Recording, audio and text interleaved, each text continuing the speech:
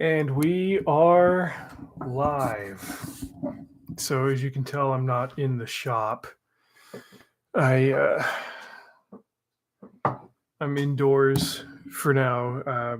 Still working on some tech issues, so recording in the shop is not the best option for the time being. You can see my wife's sewing machine and stuff behind me, and drawings that the kids made for her. We'll wait to let people filter in here a little bit, but yeah, I wanted to do this over last weekend, and then that quickly fell out of hand. So I'm on vacation this week, and my wife is out of town because in-laws had a baby, and she's meeting the new nephew. So I had to very suddenly shift gears from the night shift to the day shift, and 3 days into it, I'm still I'm still reeling, and so that I'm awake when the kids are awake. And that's just, I can't shake that off like I could back in my 20s. I'll be turning 40 this year, and that shift takes a little bit more priming. But I still wanted to get a live stream in this week. Maybe we'll do another one. I had plans to do the Brother Trucker Book Club on a weekly basis starting last fall, and like, you've seen the videos that I normally put up during the week. I don't like to spend a whole lot of time editing just because I've got other things going on. And even the regular ones that I do, they take a fair amount of time. And those episodes were pretty heavy on the editing. Like, if an episode was 30 minutes long, I swear it took me like an hour to get one pieced together, and that was if I already had all the assets on hand. It was a headache. And so, like, as much as I wanted to kind of keep it going, it's like, okay, what's the objective here? I need to be writing, I need to be drawing. I do want to keep making videos, but to what end? It's kind of like what I was talking about with Brett Kane on his podcast last month. It's, what's the objective?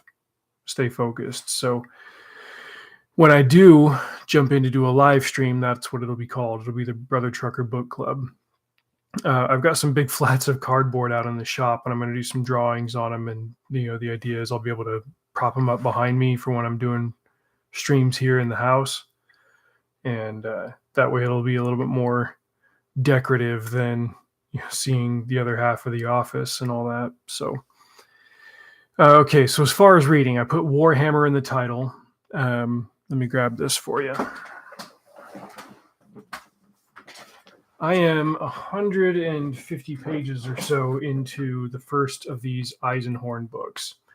If you're unfamiliar with Warhammer, it's a huge tabletop RPG, intellectual property. It's been around since the late 80s, as far as I understand. I first heard about it 20 years ago this spring when I was in Spain. I saw an advertisement for it on the ground, and I was like, oh, cool. What are all these little minis and models and stuff? That seems neat. I'd like to know more about that. And didn't really look too far into it beyond that. I know there are guys that play the computer games and stuff. Sorry, my camera's weird. But it looked cool, but it just looked like another one of those properties that I would have had too steep of a learning curve to get into.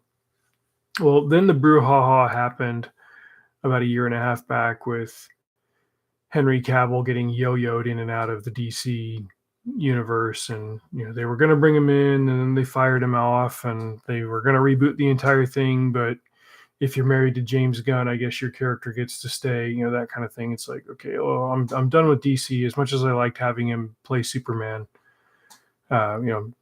whatever. But then come to find out that he's a huge fan of this Warhammer franchise, and that he's getting to produce a streaming show or a series of movies or whatever. And it's like, okay, I kind of want to know a little bit more about this, because I know that he's a lore guy, and he's one of these guys that's really going to fight to adapt something that he loves and not change it for modern audiences or make it appeal to an audience other than the audience that's already built into it. So I figured I'd check it out. And I tried getting into one of what I understand to be like the main storylines of it, called the Horus Heresy. But there is a whole ton of lore to internalize from all that, to absorb, and it's just it's daunting. And somebody recommended that I try the Eisenhorn books instead. Now, this character Eisenhorn, he's an inquisitor. He even kind of looks like Cavill. He's an inquisitor for this, Imperium of mankind. He goes around, stomping out heretics and enforcing the will of the God Emperor and all that stuff. But as far as the stories, they're kind of like James Bond stories, just out in space, set in an Imperium that's got strong laws against xenocultures, alien stuff. Everything has to be human. Nothing else is allowed. And I was like, okay, cool. Like I'm interested in seeing this particular world, especially because the initial rumors were that Cavill might be playing Eisenhorn in an adaptation. But as I kind of delved into that further, it turns out that might not be the case. There are much bigger characters in the overall lexicon of characters in Warhammer. While Eisenhorn is a popular one and an entertaining one, he's small in stature compared to obviously the God Emperor and his 20 Primarch sons and stuff. People expect that he might play a Primarch instead of this one lesser character. But either way, I am finding that it's a lot more accessible to read this as an entry point. I don't know anything about the background world of this, and so I'm learning about, like, okay, what is a psyker, what is the warp, what is chaos, what are all these planets, what is a space marine versus a regular human being, what's an untouchable. There's a lot of lingo to learn. But Dan Abnett, who wrote this series, and he's written a couple of other series for Black Library, for the publisher that does the Warhammer books, the imprint anyway, he works it in well enough that I'm able to get the gist of what's going on. I've talked about this in other videos and on my old podcast. I downloaded the audiobook last spring, and while the narration was good, the sound mixing was bad. It was too low, it was too quiet. And for me, being a guy who works around diesel engines all the time, it's hard to hear, even with both earbuds in. I couldn't hear enough of what was going on. Plus, like, the narrative and the dialogue and everything, it's at times so esoteric that, like, you've really got to be zeroed in and focused on it. And I found out that I get that focus more from reading the words in print off the page versus listening to the audio. So this omnibus has, there was a trilogy, and then there was a fourth book, and then there were 4 short stories or so. This one collects all of that.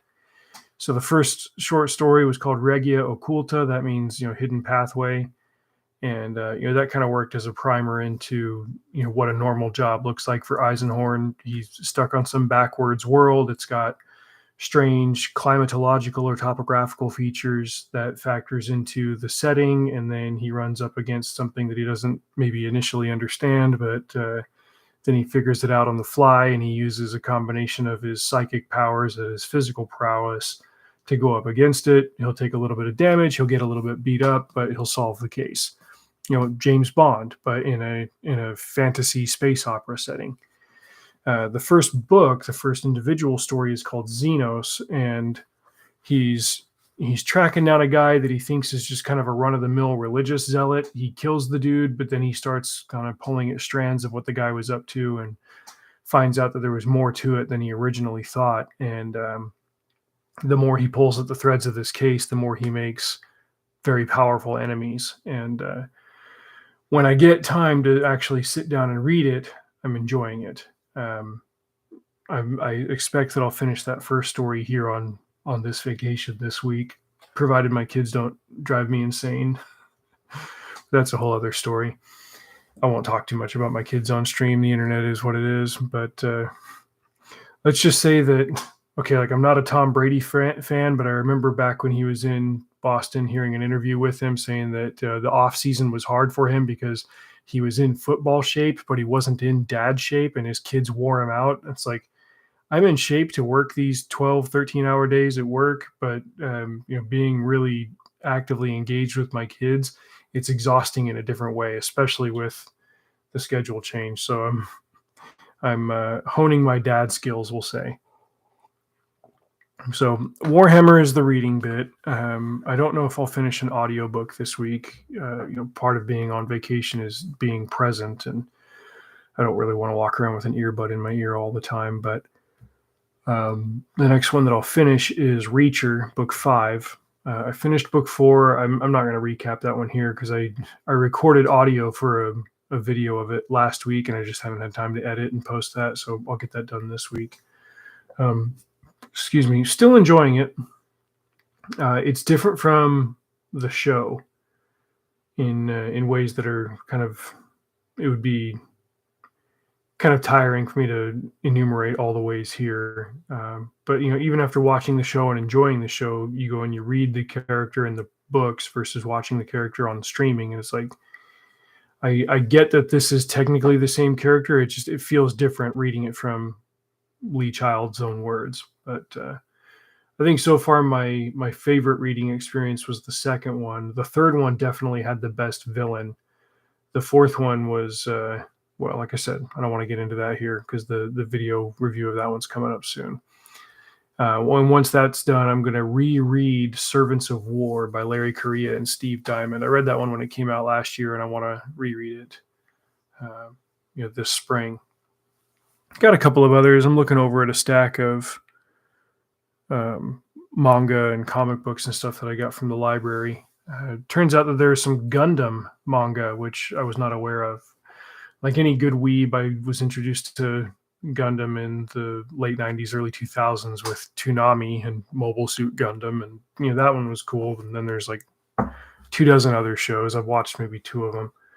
Apparently, this one that I'm reading, MSG Thunderbolt, has a manga. I'm not interested in looking it up. I'll just read the manga when I get the chance.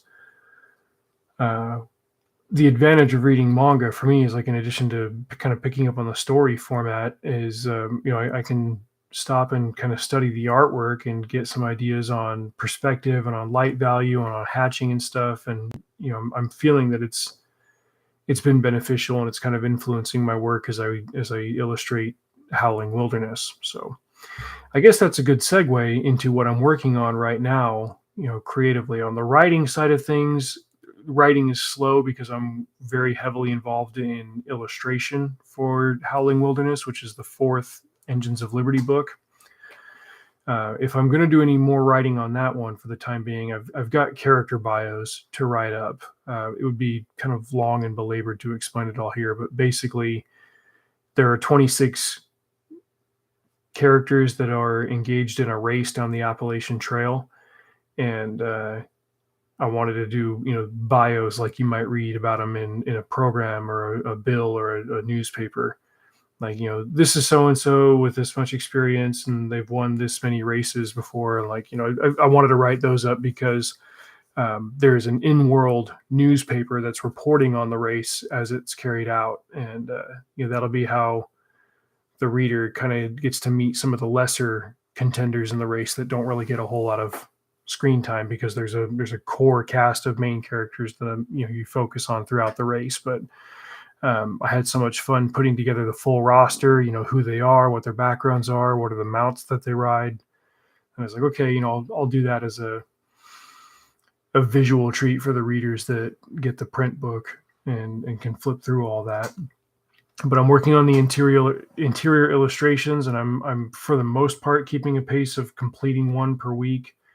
I'm hoping to get at least one more done, maybe another one done, this week. But I'm finding out that I'm putting a lot more detail in them than I had originally planned, which is good. It makes the final product better. Excuse me, but it takes more time, I think, than I might have originally anticipated. I wanted to get these drawings done at maybe the rate of 2 per week, but I budgeted like, doing at least 1 per week, so that if I can only keep that pace, I'll still get it done by the summer, and it'll be ready for a fall release like I really wanted. So, writing wise and drawing wise, that's what I'm working on. I've got an old manuscript from 2019 that I'm posting chapter by chapter on my Substack. Let me drop that in the chat right now. That one is behind the paywall because I do have, to my delight, I do have a couple of premium subscribers over on crackerstack.substack.com. I'm posting that book chapter by chapter over there, along with, kind of analyzing a few things about every chapter, leaving notes at the end saying, okay, this is what I'm going to leave in a future version of this story. This is what I've kind of come to decide is cringy or boring or dumb, about the existing version, et cetera, et cetera. It's been nice to go back and read something that I wrote a few years ago and see, okay, look, I can tell that I'm better than this now because, I've been reading enough and I've been writing enough and I've definitely gotten better than this, even in the last couple of years. It's encouraging, it's refreshing. So, that's getting posted over there. What else were we going to, Reign of Fire. So as part of the Brother Trucker Book Club, I also wanted to talk about a movie every episode, and Reign of Fire is the topic of discussion for tonight. It's a 2002 movie. I can't remember who directed it. I just remember, the 4 or 5 main actors that are in it. Christian Bale plays the main character. McConaughey plays his foil. Gerard Butler plays his best friend. And Isabella Scorupco plays his love interest. And we also get, not really a cameo, but a small side part from Alexander Siddig, who stands out to me because I recently started rewatching Deep Space Nine, and that's back when he was playing under a different name, Siddig El Farrell. So, okay, frick, I'm going to look this up right now because this dude's got a heck of a name.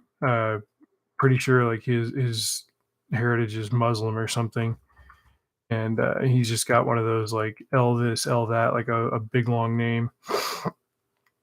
Let's see, where are you at? Who's in the cast here?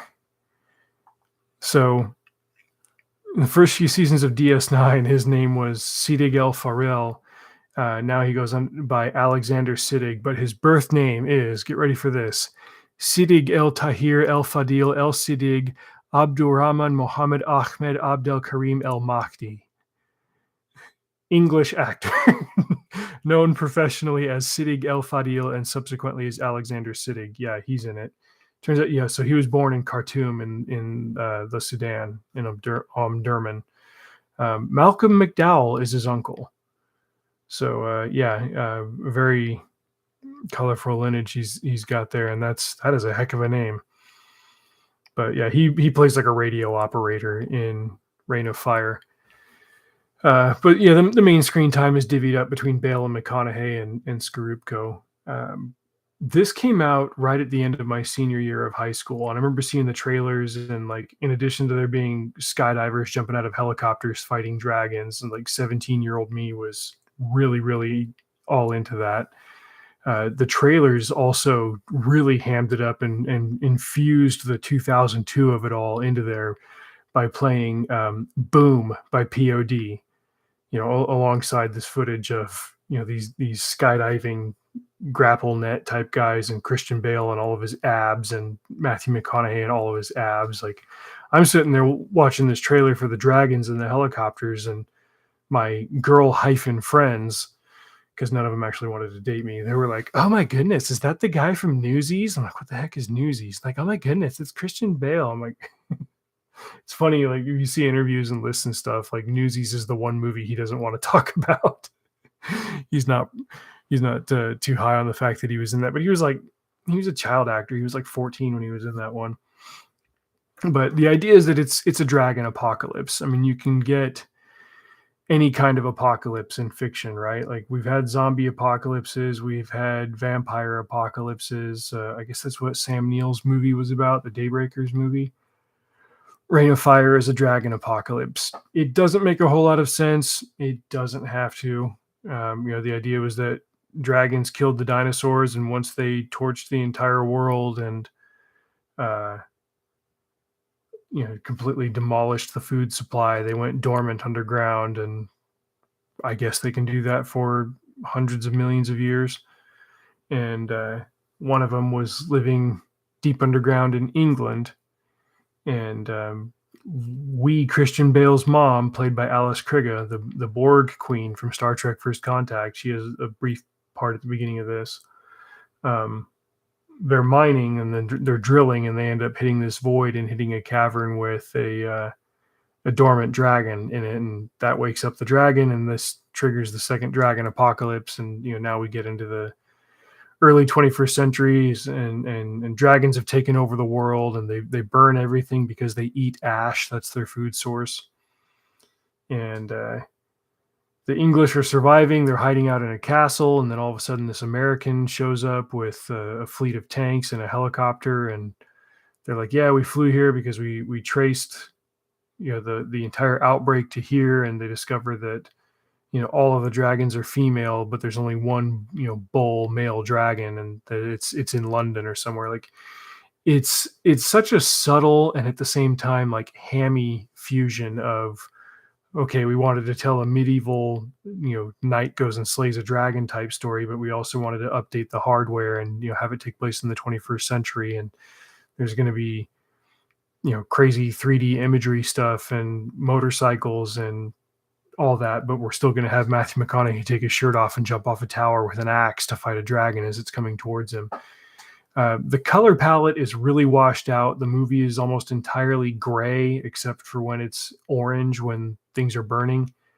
All that stuff lends itself well to setting a mood, but I've also found that movies with a really dull palette like that can also be exhausting to watch. It's one of the things that I don't like about Zack Snyder's movies, because if anything can be colorful and vibrant, he'll just like take a bit of shoe polish and wipe it on the camera lens, and everything looks dark from then on.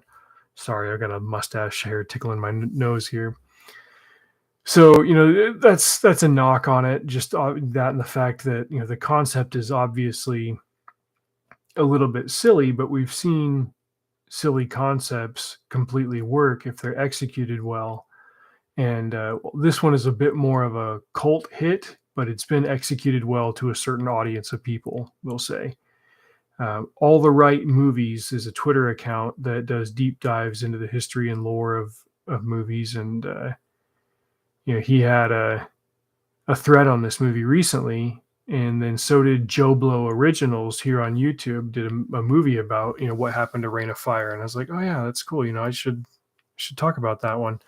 Apparently, McConaughey went really method for this one, which you would think that method actors only care about really getting into a role if it's something serious and dramatic and cinematic and has noble aspirations, and comes out in December because they want to get Oscar nods and whatever. It's like, no, he went into this role and like took it super seriously, and like even in between takes and offset, he wanted people to call him Van Zan, and he got really into this role, and he wasn't going to win any awards for it, but he made it extremely memorable, and he got completely immersed in it. And as a fellow artist, I understand that inclination and that hunger, and he executed it really well. Even Christian Bale, same thing. Like, it might be a campy sci-fi flick about a dragon apocalypse, but he took it seriously. He played it seriously, and I feel like he brings that to every performance. He's not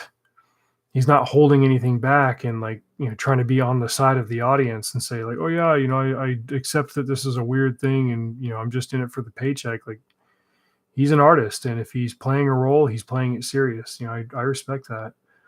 The only other thing that I can think I've seen Isabella Scorupco in is Goldeneye. She was the Bond girl in Goldeneye about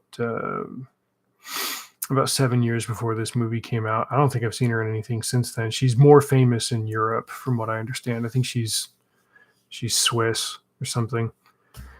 But good classic camp at this point. I say classic. It came out the year that I graduated high school. That makes it a classic now. But I really like some of the smooth pieces of dialogue that McConaughey has in that one.